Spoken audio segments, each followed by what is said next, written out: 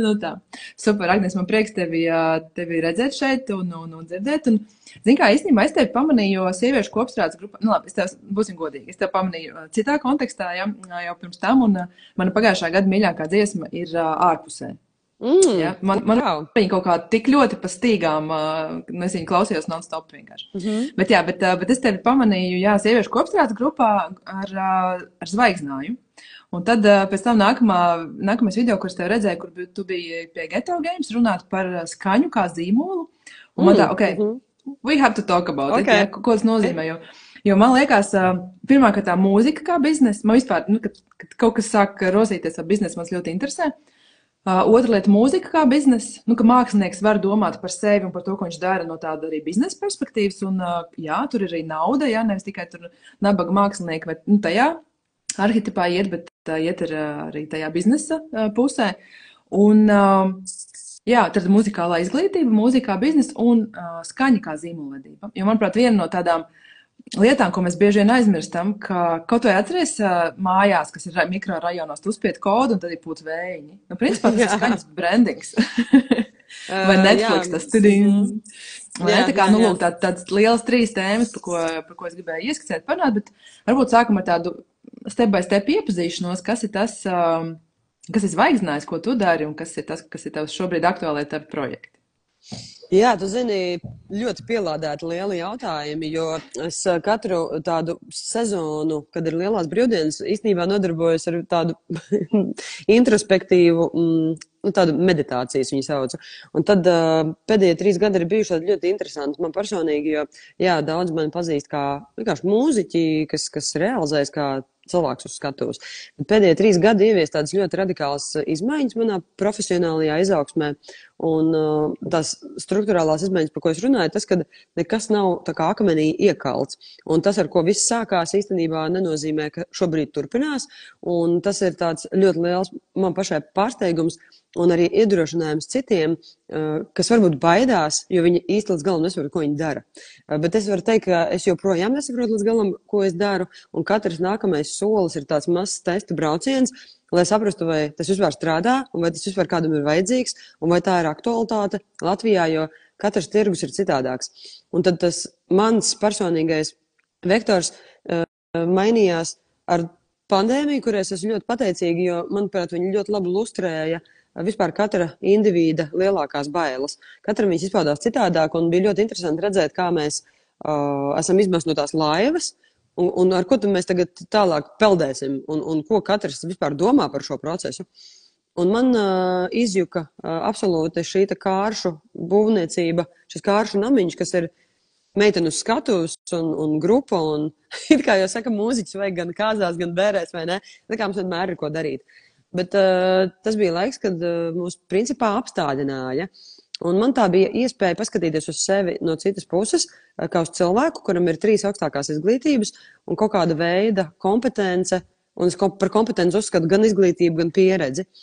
Un tas viss kaut kā manifestējās tādā dīvainā hibrīda sajūtā, ka tu esi patiesībā projektu vadītājs radošā industrijā ar kaut kādu pieredzi mūzikā, un es to uztveru kā tādu superspēju. Un radošās industrijas projektu vadība ir ļoti atšķirīga no projektu vadības kā tādas. Jo tur ir kaut kas ļoti specifisks, un tas specifiskums ir saistīts ar cilvēku. Un ja projektu vidū ir cilvēks, nu tad problēmas un interesanti scenāriji ir garantēti. Un tāpēc tā industrija, manuprāt, ir tāda vilinoša, un visi grib viņā piedalīties un būt, jo tur, kur ir cilvēki, tur ir, kā saka, jauni gadījumi, ko risināt, vai ne? Un tad tas viss, protams, attīstījās līdz tam, ka šobrīd audio brandings, kā viņi sauc angliski, ir mūsu saimnieciskās darbības pamats, bet vispār uzņēmums ir sociāls pēc būtības, un viņš risina izglītības jautājums Latvijā. Okay. Un tās visas lietas ir saistītas, un tur ir gan alfa, gan omega, un man katru dienu nākot uz zvaigznāju liekas, ka kas var notikt šodien vēl, ja? Bet 3 gadu laikā mēs esam izauguši līdz 600 kvadrātmetru, es nezinu, vai to nosaka par ofisu, bet tās ir telpas. Studija radoša, jā, un sākām mēs kopstrādes telpā tā kā, ja ir kādas sievietes, kas skatās uzņēmējas, mums te lielākais audio branderu, jeb tādu dizaineru īpatsvars ir tieši meitenes, kuras mēs apmācam strādāt ar tehnoloģijām, mūzikas tehnoloģiju, un tas, kas Latvijas viens rokas pirkstiem var saskaitīt tos producentus, kas mums te ir tie topi, jā, tā tam nevajadzētu būt. Un šis ir tāds izaicinājuma laikmets, ka tev ir jāmācās patiešām vērtīgas lietas, jo nevienam vairs neinteresē papīri, ChatGPT ģenerēti referāti, kurus neviens nelasa, un man ļoti patīk šīs izmaiņas. Viņas parāda, kas ir kas, un ja tu esi eksperts un tu zini kaut ko, tad tas tā kā uzreiz ir jāparāda, jāpierāda, un jāmāk strādāt dinamiski un ātri.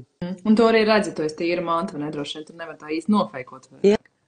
Jā, man tas ļoti patīk. Es esmu ļoti tāds patiesas un atklāts cilvēks, un es vispār nevienam darbiniekam, kas šeit zvaigznājā bijis, neesmu lasījis, man liekas, CV līdz galam, jo es vienkārši ieraugu, un es skatos, viņš tā kā saprot, kas te notiek, vai nesaprot. Un arī darbinieki 3 gadu laikā ir ļoti izauguši, jo... Ok, klausies, pagad 3 gadi, jo man likās, tas ir kaut kas pilnīgi svaigs, bet zvaigznājs reāli 3 gadi jau. Zvaigznājs ir 3 gadi, bet tur tieši tas audio brandings ir tāda novācija, jā. Šobrīd, varētu teikt, ka mums ir, gads ar audio brandingu tieši, jā.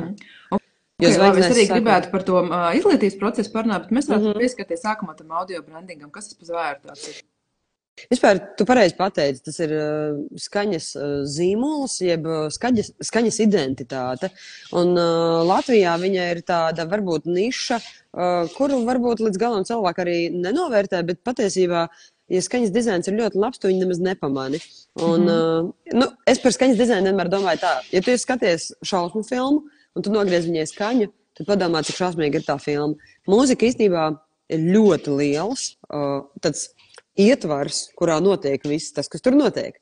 Un skaņas dizains ir ne tikai, teiksim, melodija vai kāda harmoniju struktūra, bet tas var būt arī tiešām tīrs skaņas dizains, ka tur kaut kas noklaba, kaut kas aizvarās ciet, klakšķītas vai kāda kolas, teiksim, slavenais, jā, stāsts, kur to attaisi un es to saucu par tādu skaņas privatizāciju. Kad mēs zīmoliem parasti strādājam, es viņiem saku, kas ir tā skaņa, ko jūs gribat tā kā privatizēt, jo, ja jūs viņu daudz strādāsiet, tas tā ir kola un viss. Un tu vari attaisīt ūdeni vai šampanieti vai vienalga, tā ir kola. Un cilvēki pie tā ir jāpieradina un ar sevi jāidentificē. Un tad arī tā kā veidojās tā piesaiste. Un tas ir vienkārši caur citu maņu, kas ir audio uztvere. Okay. Bet tu vari iedot kaut kādu reālu piemēru? Jo, piemēram, šobrīd vienīgais, ko es varu iedomāties, ir putvējiņi pie koda durvīm, kas droši vien nekad tāpat nebija domāts, kā skaņas identitāte, bet, viņi privatizējuši šo skaņu tur. Tad es iedomāties Netflix, tu viņu arī bez bildes, tu tā kā sasaistīsi.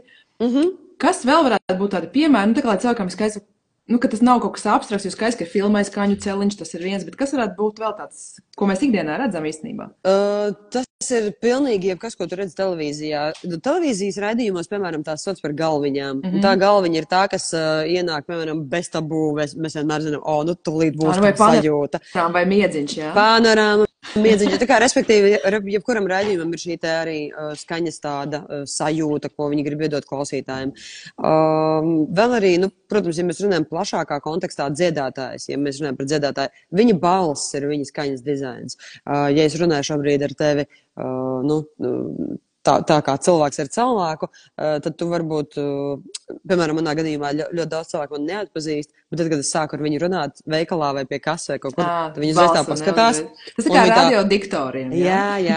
Jā, tas ir tas viņu tā identitāte, un tas ir ļoti vērtīgs instruments. Jo redzi, jauni cilvēki, kad viņi nāk industrijā iekšā, tu neesi nekad domājis, kāpēc ir tik daudz labi dziedātāji, kas tiešām labi dzied. Viņi ir tīras notas nodzied, un visi forši.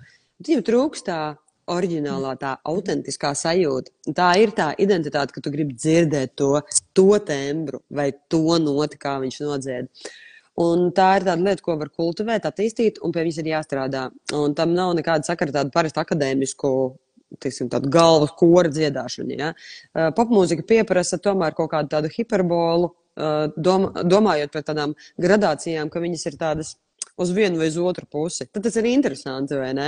Ja tas ir kaut kas pa vidu, tad tas ir ok. Un tas tā kā ar jebkuras zīmols, Jā. tas, ko es atkal stāstu, ja tu esi remdens, tāds viduvējs, Jā. ne īsti ar ko interesants, tad kāpēc tu gribētu cerēt uz kaut kādu atpazīstamību, popularitāti vai īpašu mīlestību, jo tu esi, tā, average. Nekā, neizceļās, vai ne ar ko.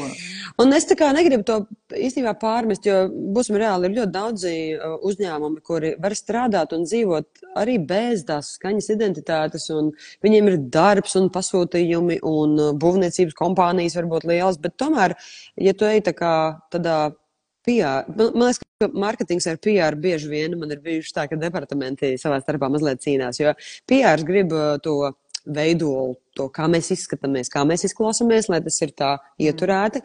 Marketings grib, mums vajag tirdzniecību, mums vajag ātri, mums vajag pārdot, mums vajag performance, un KPI datus un to visu. Un tad man ir tāds ok, bet ir veselīgi, ka mēs vismaz atvērām diskusiju, jo no skaņas viedokļa mēs varam veidot dažādus atmiņā paliekošus. Bet tas, kas ir tāds varbūt lipīgs un tas, kas tev pielīp, varbūt tās nav uzskatāms par kaut ko tādu elitāru. Un tāpēc mēs arī runājam par zīmolu arhetipiem. Un mēs ļoti daudz izmantojam arhetipus, strādājot īstenībā arī ar mūziķiem, jo arī mūziķiem ir savas ēras. Un arhetipi ir tāds labs, vienkārši foršs monitorings, teiksim tā, skrīnings, tāds ātrs veids, kā noteikt zīmolu vērtības. Un tad visa komanda, tā, ka mēs sākam strādāt, mums ir ļoti atstrādāta tā metoda, kā mēs strādājam ar zīmolu šo te piedāvājumu. Un svarīgi, ka klientam ir arī iespēja izvēlēties. Un, lai tas notiktu, komandai ir jābūt ļoti tādai dinamiskai, uz viena viļņa, bet katram ir jāiedod tomēr savs tas rakurs. Un tad tie arhetipi ir kaut kas, ko mēs mēģinam identificēt. Un tas ir ļoti veselīgi. Un arī īstenībā katrs priekš sevis var identificēt viņu. Piemēram, mans arhetips ir radošais un burvis, saucamais. Man ļoti patīk jaunas lietas un tehnoloģijas, un es varu atrisināt kaut ko, un es vienkārši gūstu lielu kaifu, izdomājot kaut ko, kas nemaz neeksistē, un man liekas, ka tas ir absolūti maģiski, un mūzika ir tāda, vai ne, pēc būtības. Tāpēc piedāvāt zīmolam kaut ko tādu mākslinieciski augstvērtīgu. Es teikšu, ir izaicinājums, jo mēs gribam ļoti lepoties ar visu mūsu portfolio, un tas nodevums, lai viņš ir tāds, ka mēs tādi priecīgi esam visi kopā par to. Bet diskusijas ir vērtīgas, un īstenībā dažreiz tas arī parāda, cik ļoti pati zīmola komanda dažādi uztver zīmolu, ko viņi strādā. Un tas arī ir dažreiz pārsteidzoši, jo it kā visiem taču skaidrs tas brandbooks un vektors, uz kuriem ta visi iet, lai gan tomēr, tāpēc ir svarīgi visu laiku sarunāties un šīs lietas aktualizēt. Un, protams, es arī esmu mazliet tāds kurpnīgs bez kurpēm, jo vispār zvaigznājiem pašam arī vajadzētu savu audio identitāti, jo mēs ar to strādājam katru dienu, bet, kā saka, sev tā kā laiks mazliet nepietiek, un tā kā, liekas, tūlītās mēs tūlīt šo arī izdarīsim, bet tas laiks tā kā nepienāk, bet neskatoties to, man tas ir ļoti interesants darbs, visvairāk man patīk strādāt ar tādiem zīmoliem, kur mēs varam tālāk arī attīstīties kā radoša aģentūra, jo, tu zini, tās idejas tu vari ģenerēt no dažādiem punktiem. Un mums ļoti daudz interesants kampaņas veidojas tieši studijās, kad mēs sakam, oh my God, šī skaņa bija jocīga. Pagaid, mēs nevaram izdarīt tā, ka tas būs tas un tas. Jā. Un tur attīstās vesela ideja no tā. Tā kā tas ir, vispār 25. gads izskatās, ka zvaigznājs no tādiem audio brenderiem iet uz tādu pilnvērtīgu radošu aģentūru. Tā ir diezgan klasiska arī lieta. Ja 3 gadus esi biznesā, tad beidzot ir kaut kāda kritiskā masa sasniegt, un te var kaut ko vairāk jau. Bet, Klaud, var iedot kādu reālu piemēru? Kas ir tas, ko pirms nāk taisīt džinglus, reklāmas radio, ierunātas dziesmas, filmas priekš darbiniekiem? Kas tas ir reāli? Patiesībā mūsu virsmērķis ir tāds, ka mēs strādājam ar šo te audio parakstu. Audio paraksts ir tas, kas ir tas, ko teica putvēņi. Putvēņi īsti nevarētu pateikt, ka tas ir paraksts, jo tā principā ir labi zinām dziesma, kas ir tā kā ielikta kaut kur, Bet audio paraksts ir ļoti svarīga lieta, no kuras tālāk attīstās šī te sajūta, kas, piemēram, būs tava Instagram reel fonā. Un tu negribi paņemt no stokiem kaut kādu skaņu, un pēc tam beigās tur ir tā identitāte. Tu gribi, lai viss ir tāds vienots paletes, tāds Tā kā krāsu palete, ja tu gribi, lai tas ir vienots. Un tad ir jādomā par tiem komunikācijas kanāliem. Tas ir YouTube reklāma, kas noteikti ir garāka varbūt par 5 sekundēm, tad 15 sekundžu materiāls. Tā varbūt ir tiešām ļoti īsa skaņa pašās beigās, ja tev ir garāka reklāma, tā varbūt instrukcija. Tad vēl komunikācijas kanāli, ko ļoti daudz šobrīd izmanto, ir, protams, ka paši sociāli, bet tie, kas strādā ar TV un radio reklāmu, katra sekunde ir ļoti svarīga, līdz ar to 1 sekunde, 2 sekundes vai 3 sekundes, kā katra sekunde ir svarīga. Klausies, pie tevis nāk tas pats klients, vai viņi nāk caur kaut kādu, nezinu, reklāmas aģentūru, piemēram? Es tie, kurā posmā ir pieslēgts? Ir ļoti dažādi. Ir ļoti dažādi zīmoli. Ir liela zīmola, kur vispār nestrādā ar aģentūrām. Viņi paši strādā in-housā savu marketingu, un lielākā daļa no mūsu klientiem ir bijusi tieša sadarbība, kas ir īstenībā ļoti, es to ļoti novērtēju, jo tā ir viegla komunikācija, kur nav tāda starpniecība pa vidu un tāds kaut kas pazūd tur. Bet mums ir arī bijusi forša sadarbība ar, piemēram, Indexo, kur mēs strādājam paralēli, gan ar Makan aģentūru, kas veidoja visu šo lielo kampaņu, un otrā pusē bijām mēs, kas veidoja tieši audio identitāti. Un tā arī bija interesanta pieredze. Tā kā mēs strādājam ļoti dažādos formātos. Bet mūsu mērķis šajā gadā ir, kā saka, audzēt portfolio. Teikšu tā, Latvija pēc savas būtības mazs tirgus, un tāpēc mēs ļoti gribētu skatīties arī tādā starptautiska zīmola virzienā, bet šobrīd strateģiski mēs izvēlamies strādāt tikai ar Latvijas zīmoliem, jo tā ir laba iespēja tomēr apzināt skaistus, vērtīgus mūsu zīmolus. Un mūsu pirmais klients bija Latvijas valsts meži, tāds ļoti skaists un patriotisks, vērtīgs zīmols. Un tur mēs gājām iekšā mežā, veidojām skaņu banku, kur ievācām skaņas no meža, un mēs tālāk gribam strādāt un piedāvāt kampaņas, kas būtu saistīts ar izglītību, jo Latvijas valsts mežs ļoti rūpējas par izglītošanu un tādām lietām. Tā kā tas ir tāds liels portāls. Izklausās pēc sapņu darba. Iet mežās rakstīt skaņas. Vasarā, jā. Un īstenībā tikko mēs no Itālijas saņēmām ļoti interesantu jaunu mikrofonu, kuru var iegremdēt ūdenī. Un es tagad gribu sagaidīt, kad būs sals, un tad es gribu izrakt tāliņu, ieliest iekšā to mikrofonu, un tad tur ir tās skaņas, ko tu dzirdi, kad tas ledus lūst un kūst. Tā kā skaņu pasaule ir ļoti interesanta, un no viņas var atspērties, veidojot lielākus vai mazākus konceptus. Un es domāju, ka tāda... tie klienti, ar ko es esmu strādājusi, droši vien 90% pat nav nekad iedomājušies, ka kaut kāda skaņa varētu attiekties uz viņiem kā uz zīmolu, ka viņi varētu vispār to kā pakalpojumu ņemt to skaņas dizainu. Es tie ir kaut kāda daļa cilvēku, to ir sapratuši, viņi to izmanto, un ir daļa, kas noteikti, ka nē, bet tā kā es mēģinu atrast šeit jautājumu, bet tas, kā tiem pārējiem arī izskaidrot, vai ka tas kaut kas, kas viņiem varētu attiekties, vai kur ir tā sāpe, vai piemēram, nezinu, es taisu klipiņus, vienkārši paņem jebkuru, dziesmu, kas ir Instagramā, bet ja es taisu reklāmas klipu, tad man jau jāsāk domāt, ir nopietnāk. Un tas ir saistīts ar šo te publisko tēlu, un kompānijas, kuras ir ļoti publiskas, kas tiešām investē lielu naudu reklāmas kampaņās, tas vienkārši ir pareizi veidot to identitāti, jo tu esi investējis tik daudz kanālā, tad investē arī saturā, jo cilvēkam pielīp, cilvēks atcerās un cilvēks tā kā to zemapziņā kaut kur nosēdina, un tikko Baltic Brand aģentūra tajā salidojumā lielajā, tur bija tik skaista tāda tēma, ja par to, ka humors ir īstenībā pievienotā vērtība jebkurai kampaņai, un mūzika un humors, tas viss iet kopā, un cilvēks ir kaut ko dungot līdzi. Mums bija tāda skaista kampaņa ar Lulu Picu, kur mēs veidojām dziesmas, un tad mēs sēņu picē iztaisījām tādu ļoti foršu tādu dziesmu kopā ar vienu Instagram, TikTok influenceri, un tā kā Lulu Pica ir tāds ļoti labs zīmols, ar ko strādāt, jo viņi ir ļoti draudzīgs zīmols, ļoti vienkāršs un nesamākslots un easy going, ja tā drīkst teikt. Un strādāt ar viņiem bija vienkārši superīgi. Un jā, beigās sanāca dziesma, un viņi gribēja tādu īpašu sveicienu kampaņu, piemēram, kur viņi grib, lai klausītājs tā kā var izklaidēties. Tas dažādi formāti. Audio paraksts, dziesma, fona mūzika.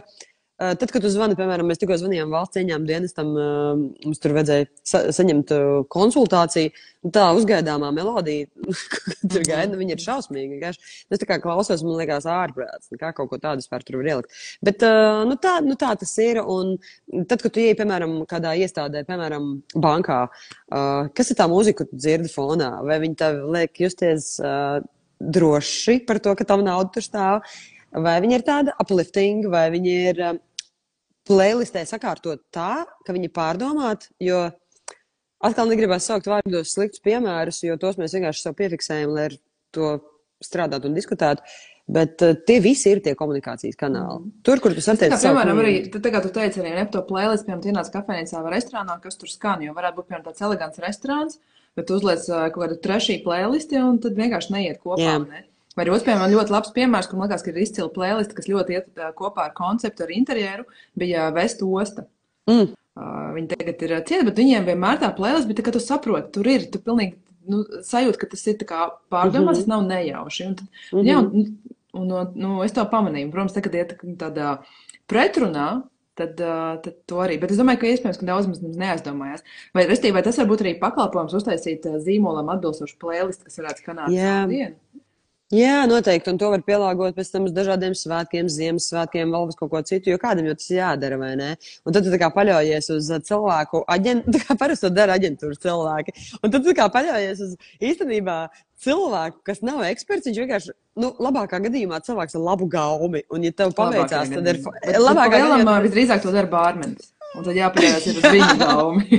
Jā, tā kā es domāju, ka skaņa, kā pareizi saki, viņa ir mazliet tāds tā kā komplekts, un aģentūras pārsvarā, protams, ka komunicē par vizuālām lietām un tad tā skaņa tur nāk klāt kā tāds papildus mēdījis, bet mūsu tas aģentūras uzstādījums ir tāds, ka mēs vēlētos ne tikai vienkārši ierakstīt balss patērnus vai tīrus audio signālus, bet tiešām veidot konceptuāli pamatotus tādus, risinājumus, kāpēc mums liekas, ka tā tam vajadzētu būt.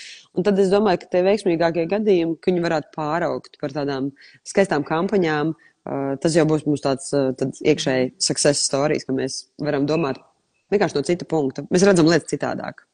Bet sanāk, ka jūs reāli arī komponējat, jūs taisat oriģināls skaņas. Jā, kāds nav tā, ka vienkārši paņemsim dziesmu, kas ir populāra, tad už nemaz tā nevar darīt.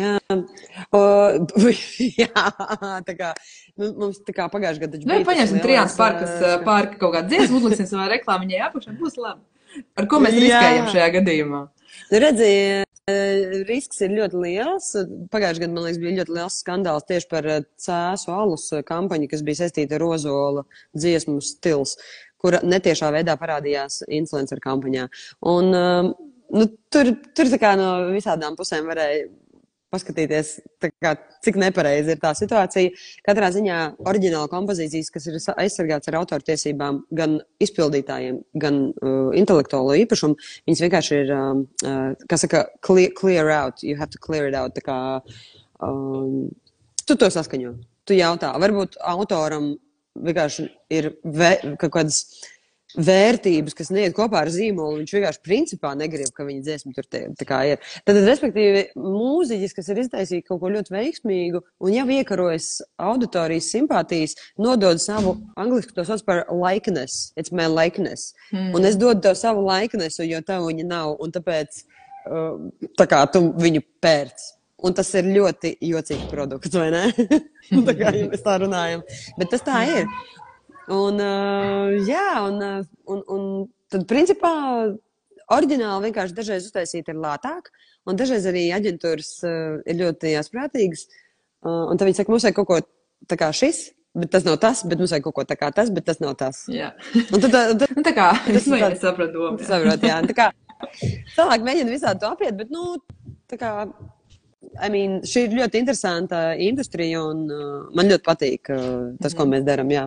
Okay. Nē, bet baigi forši izdomāt. Es strādāju reāli ar zīmoliem savus gadus 7, 8, un goda vārds tikai tagad.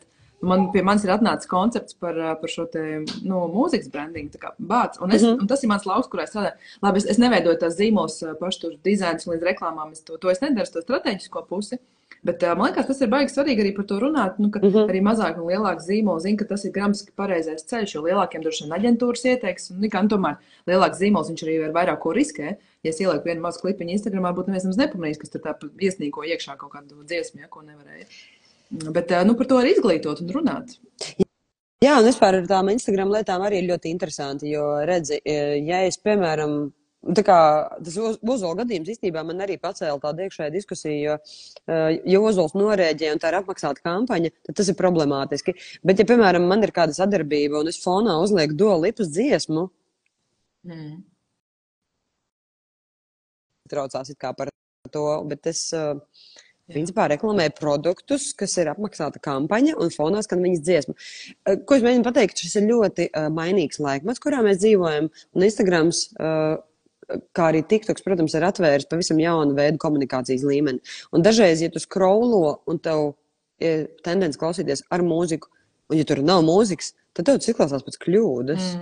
Un tāpēc tas fons šajā multimediju vide, video, audio, satura, tā kā viss kopā tur iet, un tu gribi to pilno pieredzi dabūt. Klausies, es zinu, ka Instagramā var arī uzlikt storijiem arī Trijāns parka dziesmas, un tā kā, vai jums no tā ir kaut, tā kā tas ir nejauši, vai jūs viņu autorizējat? Viņš autorizējās, jā. Viņš autorizējās no saucamajiem distribūtoriem, kas ir lielas tādas, tā kā, engines, kas viņu distribūtē uz Spotify un uz visām pārējām platformām. Un, protams, viņi veids šo te monetizāciju, un tāpēc varbūt Dua Lipa arī nezvan, jo viņai ir izdevīgi, ka es to lietoju. Okay. Bet, es principā, kaut kāds labums no tā ir, jā? Jo mēs biežāk lietosim kādu mākslinieku dziesmas, viņš kaut ko no tā saņem. Jā. Nē, vismaz, tā mālas, ka ir laba ziņa. Kā mēs arī kaut kādā veidā varam atbalstīt. Kā visas labas ziņas var vienkārši sabojāt ar to, ka tā samaksa ir tik niecīga, bet, pie lieliem apjomiem tur kaut kas sakrājās. Bet tas ir arī Spotify lielais black holes, jo Spotify arī ir pietiekami daudz tādas problēmas, kas ir pavisam cita tēma. Jā, es domāju, ka tur mēs neiesim. Man vienmēr liksies ļoti amizanti tā visa mūzikas tā industrija, tāpēc man likās ļoti interesanti, ka ir šis tas Louis C.K., kas ir stand-up čalis, un viņš vienkārši izgāja ārā no sistēmas un visu uztaisīja pats. Vai kur mana lapa šiteņus var nopirkt naudu tikai manis, tālāk pats sadalīšu, man nav nekādi šitie pārējie. Man liekas, pats smart move, bet es tā kā nezinu visu, protams, to aizkūst, bet man liekas smart move. Man liekas, ka tas smart moves ir atkarīgs no tavas zīmola kapacitātes. Ja tu esi pietiekami jaudīgs un liels zīmols, tu vari turēt savu platformu, bet tā kā tur ir vienkārši jāskatās, kā saka, jākalkulē līdzi. Vienā brīdī tu to vari darīt. Tas ir tā kā diezgan elitāri. Jā. Ok, I see your point, jā. Klau, mēs bišķiņ pieskārāmies arī tā izglītības daļai. Kāda ir tava, vai uz zvaigznājas izglītība, pirmkārt, ko jūs tur izglītojat, un vai tur ir bērni pieaugušie, vai kas tur ir, un kāda ir šī te, tavs redzējums par modernu muzikālu izglītību? Tu zini, izglītība ir vienkārši tāds stūrakmens pilnīgi visam. Un es biju te nesen vienā konferencē skolotāju, un mēs runājām par Somiju, par viņu labajiem PISA rezultātiem Igauniem, kas, starp citu, ir ļoti labi arī rezultāti. Un Igaunija, Somija ir šobrīd tādas mūsu vektoru valsts, ar ko mēs gribam sadarboties un kustēties tālāk. Viss labās lietas, ko mēs šeit esam pārņēmuši, ir no Skandināvijas. Tad mēs 7. klasē un uz augšu skolā mūzikas kabinetā liekam iekšā digitālas tehnoloģijas.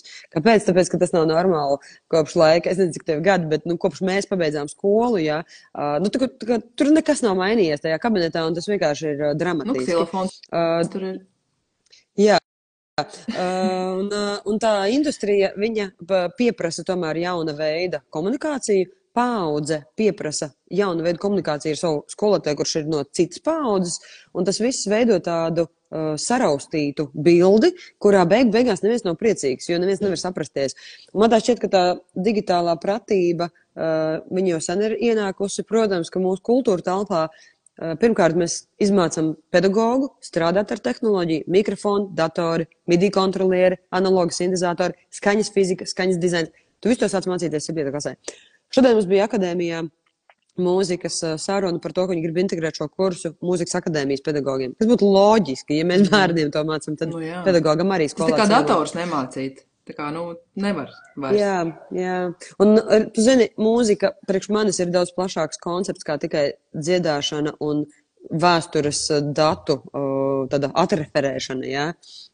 Mūzika ir radoša, es ticu, ka katrs tur var atrast savu vietu. Un, ja tu 7. klasē pubertātes skartam puisim, saka, viņam tagad ir jādzied, nebrīnies, ka viņš nedzied. Jo viņš negrib to darīt, viņš nejūtās komfortā ar to, un viņam var iedot 2 vadiņus, sasprost analogā sintezatorā, un viņš to izdarīs perfekti, un viņš būs piedalījies, un viņš būs ieinteresēts. Tā kā šis ir ļoti liels un apjomīgs darbs, viņš notiek saskaņā ar Valsts izglītības satura centra vadlīnijām, un mana misijas sajūta beigsies tad, kad katrā skolā Latvijā būs šāda stacija.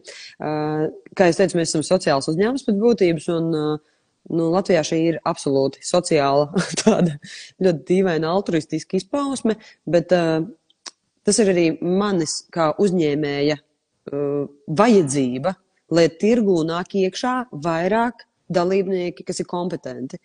Jo es saku tas mūsu baseins radošā industrijā, viņš varētu būt plašāks, lielāks, un mums ir arī tāda interesanta ziņa, ka mūs uzņēma Baltijas akceleratorā, tāpēc mēs šobrīd martā dosimies izpētes braucienā uz Somiju, mums ir paredzēta brauciena uz Azerbaidžānu un uz Japānu, novembrī mēs bijām Berlīnē, kur mēs reprezentējām ar Latvijas delegāciju šo te izglītības digitalizācijas projektu, jā.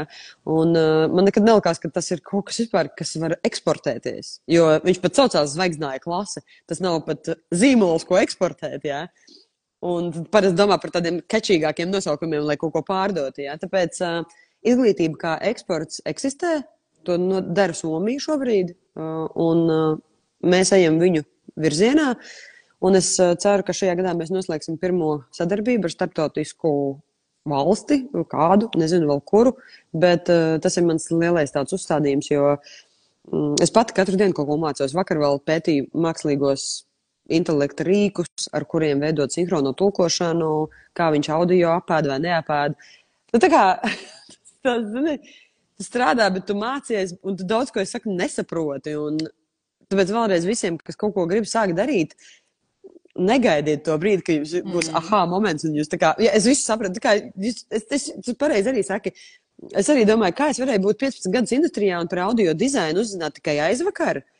Es jau sen varēju ar to nodarboties un pelnīt naudu, jo būsim reāli, ja tu esi jauns mākslinieks, tu nepelnīsi naudu uzreiz. Māksliniekam attīstībai vajag vismaz 10 gadus, lai viņš vispār nostabilizētos. Bet zini, kas man patīk, ko tu saki, ka nepelnīsi uzreiz, bet tu nesaki nepelnīsi nekad. Ka tu zini, ka kaut kur tur ir arī nauda. Tā ir ilgtermiņa investīcija, un kā es teicu, šis ir ļoti sarežģīts bizness. Un tev ir jādomā, lai kā tu darbotos, tev tās oliņas ir jāliek vienu oliņu tur, vienu tur. Un es gribu, tagad 22. februārī pie mums notiks pirmais mūzikas tehnoloģija hakatons, un es vēlos veidot jaunus, inovatīvus produktus, jo varbūt tu zināji, bet mums Latvijā ir 4 mūzikas produktu kompāniju zīmoli, kas eksportē ļoti daudz produktu. Pedāļi, mikrofoni, jā, kaut kas ir. Jā, pedāļi, mikrofoni, skaņas kalibrācija, monitoru sistēmām. Tas strādā. Mēs saprotam, kā to darīt. Tā kā mēģinam to replicēt, mēģinam to pavairot. Tas ir tas, ko es gribu šeit turpināt darīt, jo skaidrs, ka es māku dziedāt dziesmas un es varu uzrakstīt dziesmu. Bet tā kā es nevaru, šobrīd tas ir tā kā 2% mana kapacitāte. Un man ir tāds prieks, ka pandēmija man ļāva beigt šturmēt to vienu zirdziņu, jā. Man ir tik daudz vēl citas iespējas, ko darīt, un es to arī saku citiem, mācieties. Es pabeidzu arī pagājušajā gadu UX/UI dizaina kursus, lai varētu veidot prototipus aplikācijām. Kad tev ir ideja, tu gribi viņu parādīt, un tu vari to izdarīt, un tas nav tik sarežģīti, kā tas izklausās. Vienkārši man īstenībā arī pat likās, kad vienā brīdī es domāju, ko es daru, un tā kā tu jūti, kad ir grūti, vienkārši, jā. Bet es tā domāju, nē, un tu centies, un es nenokārtoju viņus 10 kursu, bet tā kā, ja man vajadzētu tagad uztaisīt prototipu, es to varētu izdarīt. Un Hooverim nomainīt pogu, un es nezinu, man liekas, ka mums ir kā valstī, kā nācijai izglītība jānoliek pašā prioritārākajā vietā priekš sevis, priekš saviem bērniem, un tad mēs dzīvosim Šveicē, mēs dzīvosim Zviedrijā, mēs dzīvosim ļoti pārtikušā valstī. Bet, piekritīs ne jau kura katra izglītība. Es runāju par tādu vērtīgu izglītību. Par Tādu, vērtīgu zini, izglītību. nevis tādu, es pat nezinu, kā to tā kā autodidakts arī ir vērtīgi. Ka tu esi autodidaktisks cilvēks, kas spēj apgūt lietas. Ok, bet visi to arī nemāk, jā, un visiem tas nedara. Man ir, saka, 3 augstākās izglītības, bet es nevienu dienu neesmu strādājis tajā jomā, ko es esmu pabeigusi. Bet tas viss man ir bijis vajadzīgs. Un man patīk izglītība, ja viņa disciplinē. Un pat, ja tā augstākā izglītība šobrīd ir nonivelēta, viņa ir nivelēta, un to jau atzīst daudzi. Es nezinu, tāpēc, uz kurien tas viss tālāk virzās, bet vienalga, tu esi spiests piecelties no rīta, nodot darbus laikā un disciplinēt savu darbu, plānot sevi, strukturēt. Tas ir vismaz kaut kas, ko var paņemt līdzi. Tas jā, disciplīnas struktūras piekrīt, bet otra lieta, kas man liekas izglītībā, kas ir ārkārtīgi svarīga, tu tam cilvēkam iedod instruments, kā viņš pats var pētīt, un nav kaut kāda pareizie veidi, kā darīt. Nu labi, ir kaut kāds pāris lietas, ķirurgam ir jāzina, ko viņš griež, ja? Bet ir ļoti daudz profesijas, kurās ļoti, manuprāt, iztrūkst tā ziņkārība un eksperimentēšana, ka ir iemācīts, vai tā mēs darām un netiek apspriests, lai gan īstenībā tu varētu darīt arī savādāk. Un tā kā piedāvāt arī tiem gan bērniem, gan jauniešiem, gan vecākiem cilvēkiem turpināt meklēt savu veidu, īpaši radošajās industrijās. Tu zini, jā, ja mēs runājam vispār par radošo domāšanu kā tādu, tā ir kategorija. Un tad, kad es pabeidzu biznesa tādu kursu komerc izglītības centrā, es biju tik laimīga, jo es agrāk nevarēju saprast, es tā kā dusmojos uz saviem kolēģiem grupā un kaut kur apkārt uz cilvēkiem, ka viņš varbūt nav tāds interesēts vai viņš kaut kā neieguldās. Un beigās es vienkārši sapratu, ka viņš nav tāds tips. Tā kā mēs gribētu domāt, ka visi ir radoši, bet īstenībā ir cilvēki, kuriem tas nāk mazliet dabiskāk, un tā kā tev ir jātrenē radošā domāšana. Tā nav lieta, ar ko tu piedzimsti, un es pati to uzskatīju kā normu, jo es pati tāda esmu, un es sagaidīju to no visiem. Bet visi nav tā būvēti, un tāpēc ir labi cilvēkam, kas tāds nav, un viņš arī negrib tāds būt, nedot uzdevumus, kas to pieprasa. Iedod viņam labāk izdarīt ļoti skaidrs lietas, ka 1 + 1 ir 2. Un tu būsi ieguvējis, un viņš būs ieguvējis. Un vispār cilvēku vadība kā... Tam, kuram nevajag to sistēmu, atkal ļaut viņam, ka viņš tomēr padara pa savam, nevis teikt, ka tu dari visu nepareizi. Tieši tā, un komanda, man liekas, ir laba, ja tu viņu sastādi no šiem dažādajiem cilvēkiem, kas, jo man būtu grūti iedomāties, kā šis uzņēmums funkcionē, ja te būtu 5 saganēs, tas būtu diezgan hardcoreīgi. Tāpēc, tā kā cilvēku vadība, man liekas, ir ārkārtīgi svarīga, jebkurā jomā, un komunikācija mūsdienās ir atslēga, īpaši mūsdienās, kur jaunā paudze, kas ir ienākusi tirgu, tur mēs varētu izsīstīt vēl vienu atsevišķu lietu par Gen Z, Gen Alphas. Tas ir doktora disertācijas vērts temats īstenībā. Ja kāds ir pētīt kaut ko, jo ir jau nāk ārā statistikas dati no rietumiem par to, kas notiek lielās kompānijās, quiet quitting un viss šis TikTok trendi, kur tu dari the basic minimum required. Tur ir arī ekonomiski apstākļi, kāpēc tā ir, un nevienu nevajag vainot atkal, vajag saprast, bet, tā kā pateikt, ka, hei, es nesaprotu, cik ir pulkstens, un tāpēc es varbūt kādreiz nokavēšu darbu, tā kā nezini. Kā pulkstens ir pulkstens, un tev ir jābūt darbā laicīgi. Tu taču gribi, lai tev alga izmaksā laicīgi, vai ne? Ok, sapratu to. Vai arī es arī varu tā kā nesaprast, kuru dienu šodien biju un es aizmirsu. Viss tā plūstoši klausies. Go with the flow, chill. Okay. Tā kā izglītība ir absolūti svarīga man personīgi. Tu pieminēji to 7. klasi, kas vēl jums notiek, vai jums arī uz vietas studijā var nākt, vai jūs braucat ārā? Ja tev ir interesi vienkārši kas saka, parastie mirstīgie, ja? Mēs viņus sācam. Protams, mēs sniedzam konsultācijas, mēs strādājam kā konsultācijas aģentūra, projekta vadība, tu gribi albumu savu izdot, tad 7 mēnešos, principā, to var izdarīt, ja sāk strādāt šodien. Nekādas brīnuma līdzekļus mēs te nedodam, mēs dodam principā makšķeres, un jā, ir cilvēki, kas neatgriežās, bet tas ir ok, un tas nav visiem domāts. Un man ir tāda ļoti liela realitātes sajūta, ka, ja mēs uz galda liekam tavu vai manu naudu, tad sāksim runāt par precīziem datumiem un konkrētām bilances pozīcijām un liek cut the bullshit, kas notiek, kad mēs lēžam šito ārā. Un tad, kad tu sāc tā ar cilvēku runāt, viņš īstenībā nobīstās, jo viņš saprot, cik tas ir reāli. Un dzīvot tādā... Jā, un pēc LIA datiem man viens cilvēks reiz stāstīja, ka 80% no projektiem, kas tiek iesniegti, pēdējā brīdī tiek izraut ārā, viņiem tiek piešķirts finansējums, viņi iet tālāk, bet viņi netiek realizēti tāpat. Kāpēc? Jo cilvēki saprot, ka viņš vairs sniedz darbu no 9 līdz 5.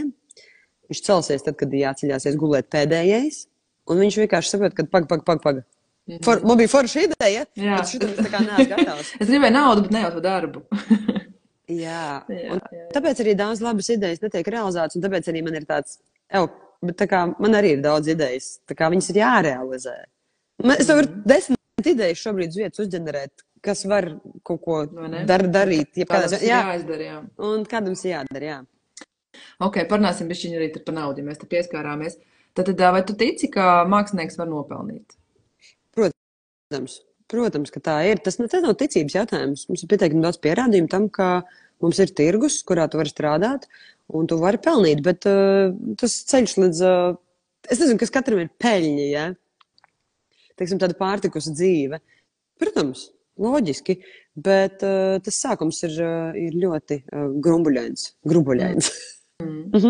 Bet šis ir arī, es vilktu paralēs arī jebkuru biznesu īstenībā. Mēs varētu vienkārši iedomāties, mūziķi, mākslinieki, tas savādāks personības. Un, piemēram, tu šobrīd man sēdi pretī, ka tu esi vēl sūrāk uzņēmē nekā es, lai gan mana māksla nekāda sakara, bet tev kā ļoti liels nesakars. Tā kā tas ir par personībām. Bet arī uzsākot biznesu, jebkas, vai tas ir sveces, kosmētika, vai tavas kleitas, vai mūzika, tas sākums ir, tev reāli jāiekaro sava vieta, un tas paņem gadu, 2, 3, 4, ne visi ir gatavi šo posmu iet diezgan tā sturgalvīgi uz priekšu, līdz kādā 3, 4 gadā tev beidzot tas sāk atmaksāties, tevi pamana jau vairāk, tas vārds jau ir nopelnīts, un tas pats arī, es nezinu, kā jums bija ar, piemēram, Trijānas parku, kurā brīdī tu sajūti, kurā gadā tu sajūti, ka, mūs tā kā sāk pamanīt, un sāk tas zīmols jau strādāt mūsu labā. Tu zini, īstenībā tas ir ļoti interesanti, jo pamanīja mūs izņēma uzreiz, bet es domāju, ka tur bija arī liela saistība ar to manu personīgo, es viņu sauc par limiting belief sistēmu, kurā es ļoti ilgi dzīvoju. Man bija arī, protams, savi tādi lielie delulu sapņi, uz kuriem tad es eju, un man īstenībā nebija neviens blakus, kas man pateikt, klausies, tu gribi darīt to, un tas notiek šādi. Un tas ir tas, kāpēc es izveidoju. Okay. Jā, un tu dzīvo tādā, tā kā, zini, tāds, tas, ko es Geto tajā intervijā arī teicu, tas antiņa fenomens. Es nevaru viņu izturēt, man viņš riebjās, manī ir kaut kādas poļu asinis, un es gribu vienkārši viņu tā kā izsist ārā no sevis mentāli, atteikties no jebkādām konversēšaniem par to, jo es negribu sev vispār identificēt ar cilvēku, kurš spēlē loteriju. Es neesmu loteriju azartspēļu cienītājs. Ja tu nāc pie manis, mēs taisam plānu, un mēs daram lietas, un mēs to izdaram. Un tad ir kaut kāds garantēts iznākums. Es nevaru garantēt tev visu, bet es tev varu garantēt to, ka viņš notiks. Bet, ja tu saki... Jā, un tāpēc es ļoti ilgi dzīvoju tajā. Es paskatīšos, kas notiks, un tas bija tāds intuitīvs, māksliniecisks ceļojums ar Agnes, kuru dara visu, ko viņi grib. Tas bija forši. Bet tur bija ļoti daudz arī tāda vilšanās un sāpes par to, ka tu tomēr esi tāds nesaprast un varbūt arī nevajadzīgs. Un tā taču nevar būt. Un man nebija blakus tāda Agnese ar aģentūru, un es būtu gatava maksāt, lai vienkārši man pasaka, kāpēc šitas nestrādā. Un tie visi grābekļi, kuriem man bija jāuzkāpj, visas valstis, kur mēs esam izbraukājuši, eksportējot sevi, mēģinot eksportēties, tas viss ir bijis tāds fiasko. Un neviens par to negrib atklāt runāt, ka Latvijā nav mūzikas eksporta. Viņa nav, mēs nesaprotam, kā to darīt. Mums nav šie nākamie mākslinieki, kas būtu spējīgi, kuros kāds gribētu investēt 500 000 eiro. Neviens par to nerunā skaļi. Un tad mūsu valstī ienāk arī tādi skaļi zīmoli kā Universal un Warner, bet tad, kad viņi tā klusi aiziet no šī tirgus prom, par to arī neviens nerunā. Un joprojām es neesmu redzējis nevienu preses relīzi, kad šie lielie zīmoli ar ļoti lielām ekspektācijām būtu pateikuši, ziniet, īstenībā šis tirgus laikam ir sausāks, kā mēs domājam, un mēs ejam prom.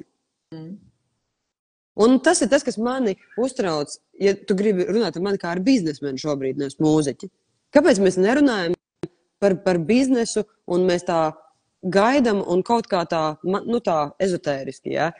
Man tas nepatīk, man tas tracina, un tāpēc es arī esmu izglītības entuziasts. Un ja tu esi izglītota meitene, puisis, kas grib dziedāt, tev jāzina finanses, grāmatvedība, marketings, zīmolvadība, 12 arhetipi, un tad mums ir conversations, un mēs varam diskutēt par lietām. Nevis tu klausies un brīnies, par ko tā Agnes tur stāst. Tā kā zīmolvadība arī tas ir jautājums. Pirms es prasēju uz tiem, kas strādā ar māksliniekiem pie lielām muzeju projektiem un viss saka, vai Latvijā ir kāds zīmolvedis, kas specializējās mākslas zīmolā? Man nevar nevienu vārdu iedot. Varbūt, ka tu zini, jo man šķiet, ka iespējams, ka arī, piemēram, tādā pašā mākslas akadēmijā, mūsu akadēmijā, nu, kaut kur, kad ir pie māksliniekiem, ka viņiem neiemāca šīs biznesa skills, pārdošanas skills, zīmolvedība. Bet šī nav vienīgā joma. Es tev varu pateikt par Latvijas Mākslas akadēmiju tieši to pašu, ka es arī Agnesē Enerģiskajai to esmu teikusi vairākas reizes. Viņa ir modes nodaļas principā vadītāja šobrīd. Es tā neprecīzi varbūt pateicu viņas pozīciju, bet respektīvi Agnes Enerģiska ir tāds mans ļoti sens draugs, un viņa ir modes tāda, nu, guru meitene Latvijā, One Wolf zīmola radītāja. Un modes dizaineri vispār mākslinieki tieši tas pats. Viņi ir akadēmijā, kur Ansis Rozentāls, sveiciens Ansim Rozentālam, viņa darba te karājās man pie sienas. Es mīlu māksliniekus, bet viņi ļoti maz ko saprot no bilances un no biznesa vadības un no projektu vadības, un vienkārši no uzņēmējdarbības kā tādas. Un ja es no kāda dizainera pērku drēbes, un man viņam ir jāsastāda autorlīgums, lai es varu samaksāt viņam naudu. Vai ne? Nē, nu tā kā, nu, par ko mēs runājam? Tie visi īsti gadījumi, un tā projektu vadība, es saku, viņai ir kaut kāds konkrēts apjoms ar informāciju, ko tu vari par to zināt. Un ja tu pats saproti, ka tu to negribi saprast, tad ņem darbā cilvēku, kas to saprot. Bet tev ir arī jāsaprot, ja tavs uzņēmums, tad tev jāzina, kā atvērt kontu, kas notiek tavā kontā, par ko tu samaksāji vakar rēķinus. Jo citādi, nu, neesi, nu, tāds pārsteigts, ka kāds grib tevi izmantot. Nu, un tā arī notiek. Un tāpēc es esmu tāda, varbūt mazliet tāda asa, vai varbūt daži teikt, kas agresīva komunikācija vēl kaut kāda. Lai gan īstenībā vienkārši nav laika, un es esmu īstenībā, zikā, vai nu tā kā, tu saproti vai nesaproti, mēs ejam uz priekšu vai mēs neejam uz priekšu, un tāda bakstīšanās saucamā, jā. Kā es jūties, tas arī ir sasāpējis, man arī ir mēdz būt tās tēmas, kas vienkārši iedegos, man liekas, pats cik var ilgi vienkārši ņemties, vienkārši vai pati tauta, vai nu dari, un vienkārši viss, kāpēc tu tērē savu un manu laiku šobrīd. Jā. Un tāpēc es esmu ļoti arī piesardzīga. Kas ir cilvēki, ar kuriem es strādāju? Es esmu ļoti pati daudz izmantot, kā tu jūti, ja? Tāpēc es pazīstu šos patērnus, un es, protams, ļoti daudz strādāju arī ar sevi. Un man arī ir bijis ļoti grūti uzņemties šo jauno lomu, kas esmu tikai vienkārši uzņēmēja, bet es esmu arī priekšniece. Un man ļoti patīk draugoties ar cilvēkiem un tā, bet izrādās, ka tomēr tev ir jābūt kaut kādai profesionālai distancei un tā kā tas ir no visām pusēm mācīšanās, un man šīs lomas īstenībā ļoti patīk, un nevarētu teikt, ka man tas ir kaut kas svešs, jo, nu, kāda tur mati, kāda tur drēbes, ja, bet, nu, šobrīd arī tā kā centos tā mazliet formālāk, ja, uz šo sarunu saģērbties, bet, nu, man priekšā dzirdēt, jo man tās tiešām ir svarīgas lietas, par ko tu runā. Man arī patīk, ka viņi pārsteidz tā arhetipu pieeja, jo es arī viņu lietoju, kad strādāju privāti ar klientiem, jo tad daudz pārsteigti, ka, cik precīzi, un tiešām tas ir par mani, un tad mēs arī ar zīmolu to strādājam, un īpaši es pamanīju, ka tas patīk vīriešiem, viņiem tas kaut kā ļoti sastrukturē. Viņi kaut kā tā, kā meitas, laikam, pieraduši vairāk tur lasīt, interesēties, kaut kāda ideja rodās, ir tēlēno domāšana. Džekiem tas iedod tādu ļoti labu pamatu arī. Tā kā, jā, tas arī tāds common point. Bet, jā, baigi interesanti, jā, jo tā, nu, izglītība, es esmu vairāk tāds alternatīvās izglītības piekritēja, jā. Es arī. Montessori pedagoģija, principā, perfekti atbilst tam, ko mēs darām zvaigznāju, jo tu vari būt absolūti talantīgākā meitene klasē, bet ja tu neesi vidē, kur tevi stimulēs, izaicinās un liks darīt vairāk, tā kā tu neattīsties. Un darīt pašam. Jā, un vide ir absolūti būtiskākais faktors. To arī atbalsta Steinerts un Valdorf pedagoģija. Montessori. Tāpēc arī tai vidē ir nozīme, ka tas bērns pēc skolas, ja viņam nav vecākiem tā nauda, viņš var piesaisties pie tā datora un sevi realizēt. Tāpēc, ka tā vide viņam to ļauj. Es nolasīšu komentāru, ka paldies, Agnes, tu pateici ļoti svarīgas lietas, kas rezonē arī ar mani.